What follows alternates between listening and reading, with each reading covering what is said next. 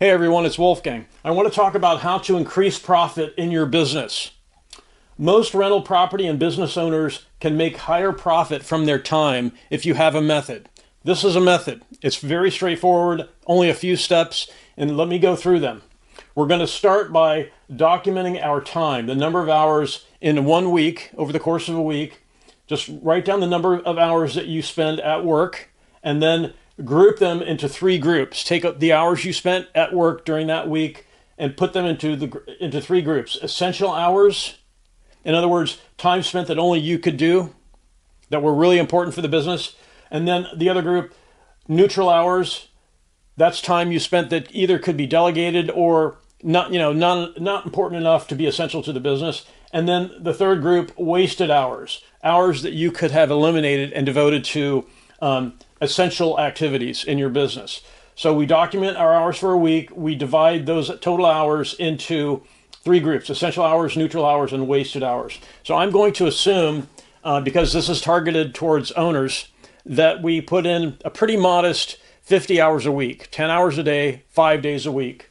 So over the course of a year, if you multiply that, 52 weeks times 50 hours a week is 2,600 total hours. That's this example that I'm going to use. Okay, and in this example, I'm going to assume that the person who kept that record for a week multiplied the essential hours times 52 weeks, extrapolated it out to a whole year. In other words, he documented his essential hours at work for that week, extrapolating out for an entire year, ended up being 865 hours. That's hypothetical in this example. Okay. So the owner-operator spent 865 hours doing essential things, and the remainder of the 2,600 hours was spent doing wasted or neutral things. That was a total of 2,600 minus the 865. That's 1,735 hours total. So all the hours in the neutral and the wasted groups, you can devote those to more profitable activities in your business. It's really easy to fall into spending time on neutral things or wasted things in your business. Probably everyone does it, and you can only eliminate it to a certain degree. But this exercise assumes that you can go through this and calculate how much time, it's these hours that we want to devote to more profitable activities. So I just want to point something out. And by the way, there's a video on my channel titled "Grow and Scale Your Business with Higher Profits" that gives you a lot of ideas on how to operate to satisfy this. Because as the owner and the operator, it's your job to spend your time creating more opportunity for your business. It's really no one else's job to do that. You choose the strategy, generally by consulting with your direct reports, as you feel the need. But you're the most important person at the business trying to figure out what the new opportunities are and how to grow existing opportunities.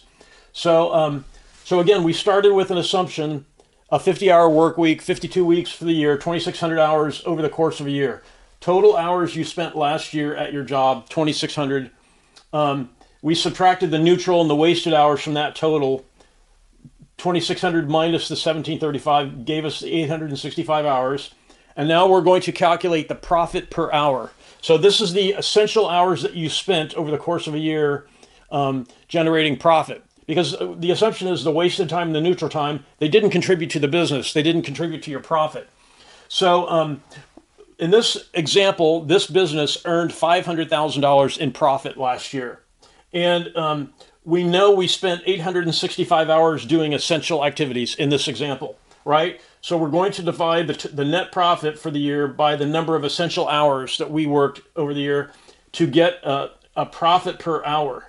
$578 in this example. In other words, for every essential hour that you worked, you earned $578 of profit in your business in this example. Okay, so, and I think you can see where this is going.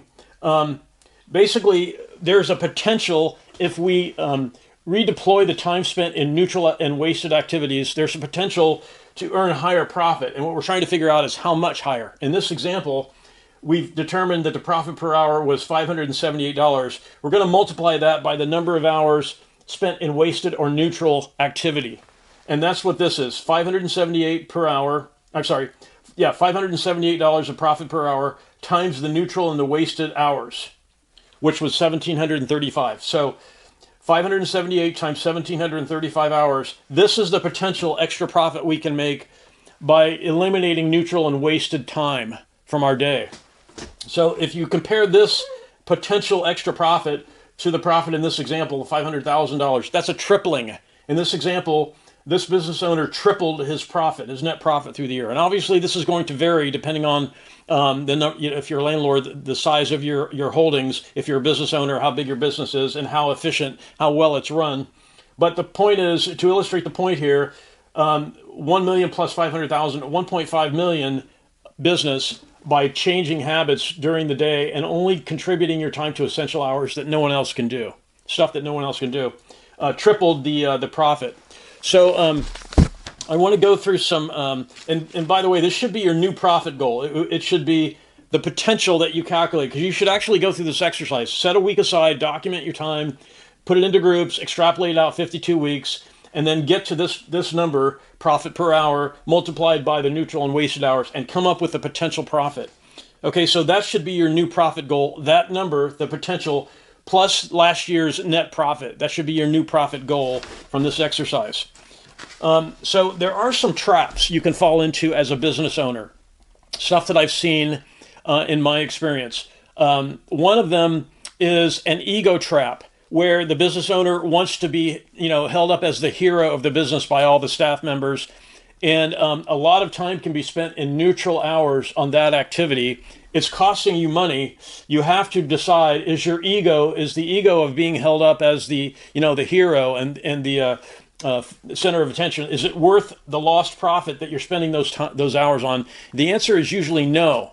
And there are a lot of people in the company who will question why you're not creating more opportunity, why you're not committing your time to maximizing the opportunity for your business. Your direct reports in your company, especially if they see you contributing time to neutral and wasted activities, you're sort of undermining the business at that point. So if you feel a need to mingle with staff, you can do that on holiday gatherings, company holidays where you have meetings and stuff. But during the work day, during the work week, you want to eliminate those and contribute all your time to essential hours to maximize your profit.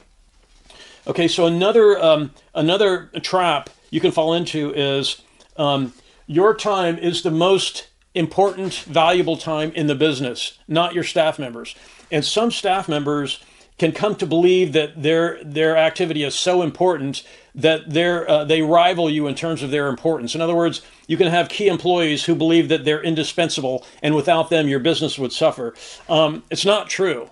And if you've allowed your culture to get to that point where you're hiring people who feel that they outshine you, you need to correct that. Because if you allow an indispensable employee to gather a lot of power, they can really hurt you if they leave, and you don't want that. Here's one of the most common ways that can happen. If there is proprietary information, especially if it's complex, that only one employee has access to, they can become a gatekeeper for that information, that private information in your business, and not share it with anyone to protect their job. And that can end up making them seem indispensable in the business. They're the sacred cow for that type of knowledge in the business. That's not good. You have to eliminate that kind of power-seeking activity by some employees in your business. And then the other trap you can fall into, I've got a family member who has this problem, is delegating to subordinates. You have to look at your time spent, especially this kind of falls into the neutral hours category. If you can identify tasks that could have been done by somebody else in your company, that's why we have a payroll. That's the very definition of neutral hours. Somebody else could have done them and should have, because it's your job to create more opportunity. You need to be delegating those things. And a trap you can fall into is the belief that because only you can deliver the maximum quality, that you really can't delegate that. That's a huge mistake. There's a huge potential there for you to train yourself to bring up staff members who can replace you in the business. And here's why. At some point, if you decide to sell the business and you're the only person who can make certain things happen, your business value drops. Here's a good example. Any high-profile person operating a business, Dave Ramsey is an example, where if you took Dave Ramsey and his radio show out of his business, the valuation put on his business, if he were to try to sell it, would drop. If he suddenly became unable to do his radio show, God forbid, and he wanted to sell the business, with him gone and all the radio shows gone, that's a real risk to the business. If you're spending neutral hours on things that other people can do, you need to get on that and learn how to train people to replace you in the business. Ideally, in your business, you should be able to go on a month-long vacation, and when you come back, the business is operating in top condition. So being able to delegate is something that some owners and operators have a problem with. You've got to take that on. Set your ego aside that you're the best man for the job. You've got to create more opportunity. You've got to grow the pie for your business. You've got to take market share or grow market share and delegate stuff. So that's kind of what I wanted to cover. Just the step-by-step process you can go through to nail down how you're spending your time, how to identify activities that are either wasting your time or they're neutral that somebody else could do, and how to calculate the profit potential. The profit per hour calculation, really simple to do, very worthwhile to do.